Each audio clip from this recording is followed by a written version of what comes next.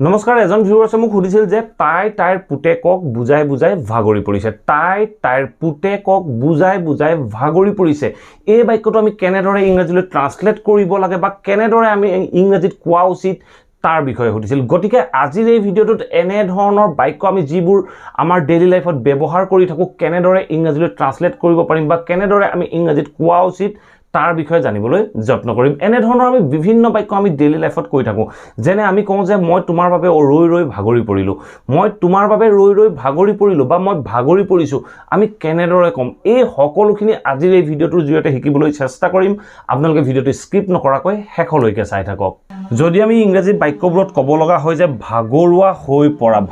হৈ পৰা বুলি যদি আমি ইংৰাজী বাক্যটোত ক'ব লগা হয় তেনেকুৱা ক্ষেত্ৰত আমি বাক্যটোত ব্যৱহাৰ কৰিব লাগিব টায়াৰ্ড অফ মানে হল ভাগৰুৱা হৈ পৰিছিল এনে ধৰণে যেতিয়া প্ৰেজেন্টত বা পাষ্টত যিকোনো টেন্সত ক'ব লগা হওক আমি প্ৰত্যেকটো বাক্যতে টায়াৰ্ড অফ ব্যৱহাৰ কৰিব পাৰোঁ কেৱল মাত্ৰ বাক্যবোৰত যিটো বি ভাৰ্ব থাকে বি ভাৰ্বটোৰহে আমি হাল সলনি কৰিব লগা হয় আৰু টায়াৰ্ড অফৰ পিছত যদি কিবা অবজেক্ট আহে আপুনি অবজেক্টটো ইউজ কৰিব আৰু টায়াৰ্ড অফৰ পাছত যদি আমি কোনো ভাৰ্বৰ কথা কোনোবা ক্ৰিয়াৰ কথা এজ এ অবজেক্ট হিচাপে ব্যৱহাৰ কৰিব লগা হয় তেতিয়া ভাৰ্বৰ লগত আইএনজি যোগ কৰিব লাগিব ইয়াৰ অৰ্থ হ'ব ভি ফ'ৰ্থ ফৰ্ম বা ভাৰ্বৰ জিৰান ফৰ্ম আমি বাক্যটোত যিটো বাক্যত টায়াৰ্ড অফ থাকিব টায়াৰ্ড অফৰ পিছত ভাৰ্বৰ কন্টিনিউয়াস ফৰ্ম ব্যৱহাৰ কৰিব লাগিব এতিয়া আপোনালোকৰ বাবে 2-4টা এক্সাম্পল আছে এই এক্সাম্পল কেইটা চাওক আপোনালোকৰ বাবে কনসেপ্ট সহজ হৈ পৰিব এতিয়া আপোনালোকে স্ক্ৰিনত 4-5টা মান এক্সাম্পল দেখি আছে সো ফাৰ্স্ট এক্সাম্পলটো চাওক ফাৰ্স্ট এক্সাম্পল কি কৈছে I am tired of মানে মই ভাগৰুৱা হলো তা কি কাৰণে ভাগৰুৱা হলো I am tired of কি কাৰণে তোমাৰ কথা ভাবি তোমাৰ বিষয়ে ভাবি তেতিয়া মই কৈছো thinking about you তোমাৰ বিষয়ে ভাবি মই ভাগৰুৱা হৈ পৰিলো তোমাৰ বিষয়ে ভাবি মই ভাগৰুৱা হৈ পৰিলো বুলি কওঁতে আমি বাক্যটো কলো I am tired of thinking about you so ইয়াত চাওক টায়াৰ্ড অফৰ পিছত যেটো থিংক ভাৰ্ব এই থিংক ভাৰ্বটো আমি থিংকিং হিচাপে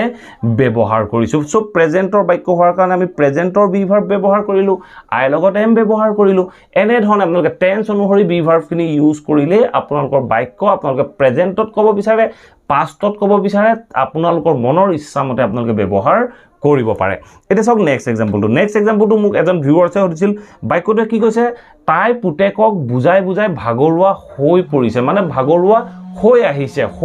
আহিছে মানে লাহে তাই ভাগৰুৱা হৈ আহি আছে তাই আমনি লাগি আহি আছে এনে ধৰণে ক'বলৈ যাওঁতে আমি এই বাক্যটো ব্যৱহাৰ কৰিব লাগিব আমাৰ বাক্যটো কি কৈছে she is getting tired of so বাক্যটো চাওক she is getting tired of মানে তাই ভাগৰুৱা হৈ পৰিছে আমনি লাগি আহিছে she is getting tired of তাই মানে ভাগৰুৱা হোৱা কামটো কন্টিনিউয়াস এটা প্ৰসেছত আছে আপোনালোকে অৰ্থটো বুজিবলৈ যত্ন কৰক she is getting tired of তাই ভাগৰুৱা হৈ পৰিছে আমনি লাগি আহিছে কি কাৰণে আমনি লাগি আহিছে making her son understand তাইৰ পুতেকক বুজাই ভাগৰুৱা হৈ আহিছে বা আমনি লাগি আহিছে তেনেকুৱা ক্ষেত্ৰত মই বাক্যটো কৈছো she is getting tired of making her son understand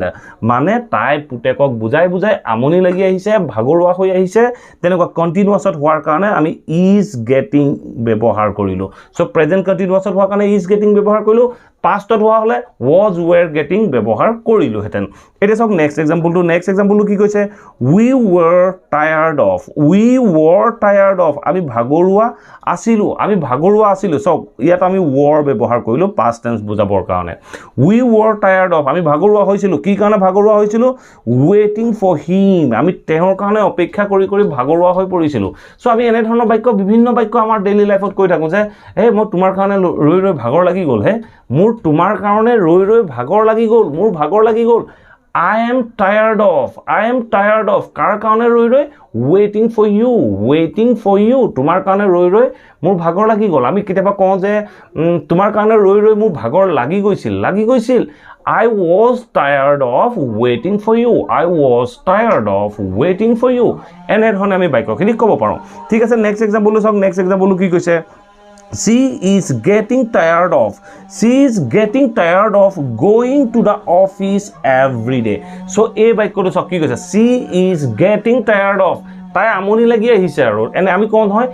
তাই অফিচলৈ গৈ গৈ আমনি লাগি আহিছে আৰু এই এনে ধৰণৰ বাক্যৰ কাৰণে আমি এই বাক্যটো ব্যৱহাৰ কৰিছো। She is getting tired of মানে তাই ভাগৰুৱা হৈ আহিছে, তাইৰ আমনি লাগি আহিছে। কি কাৰণে আমনি লাগি আহিছে? কি কাৰণে আমনি লাগি আহিছে? Going to the office every day. প্ৰত্যেক দিনাই অফিচলৈ গৈ গৈ তাই ভাগৰ বা আমনি লাগি আহিছে। এই বাক্যবোৰত চাওক বাক্যটোত যিটো টায়াৰ্ড অফ আছে, টায়াৰ্ড অফৰ পিছত ভাৰ্বৰ কণ্টিনিউৱাছ ফৰ্ম আছে, গোয়িং আছে। ইয়াৰ আগৰ বাক্যটোত চাওক কি কৈছে?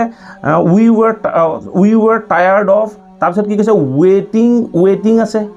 ৱেটিং ফৰ হিম, তেওঁৰ কাৰণে অপেক্ষা কৰি কৰি ভাগৰ লাগি আহিছিল। এনেধৰণে আমি যেতিয়া ভাৰ্ব টায়াৰ্ড অফৰ পিছত ভাৰ্ব এজ এ অবজেক্ট হিচাপে ব্যৱহাৰ কৰিম, ভাৰ্বৰ জিৰান ফৰ্ম ব্যৱহাৰ হ'ব। এতিয়া শেষৰ এক্সাম্পলটো চাওক। শেষৰ এক্সাম্পলটো কি কৈছে? I was tired of scolding him every day. I was tired of মানে মোৰ ভাগৰ লাগিছিল। কি কাৰণে ভাগৰ লাগিছিল? স্কল্ডিং হিম এভৰি ডে, তেওঁক সদায় গালি পাৰি পাৰি মোৰ ভাগৰ লাগিছিল। আৰু আমি আমাৰ ডেইলি লাইফত এনেধৰণৰ বাক্য কিছুমান কওঁ, তেওঁক গালি পাৰি পাৰি মোৰ আমনি লাগিছে, আৰু তেওঁক গালি পাৰি পাৰি মোৰ আমনি লাগিছে বা আমনি লাগিছিল, আৰু আমনি লাগিছিল বা ভাগৰ লাগিছিল। আৰু এনেধৰণে কওঁতে আমি কৈছোঁ আই ৱাজ টায়াৰ্ড অফ, পাষ্টত কোৱাৰ কাৰণে আমনি লাগিছিল বা ভাগৰ লাগিছিল বুলি কওঁতে আমি ক'লোঁ I was tired of scolding him every day, তেওঁ সদায় গালি পাৰি পাৰি মোৰ ভাগৰ লাগিছিল। এনেধৰণে আমি আমাৰ ডেইলি লাইফত এনে কিছুমান বাক্য কওঁ যে তাক গালি পাৰি পাৰি মোৰ ভাগৰ লাগিলে, আৰু মোৰ ভাগৰ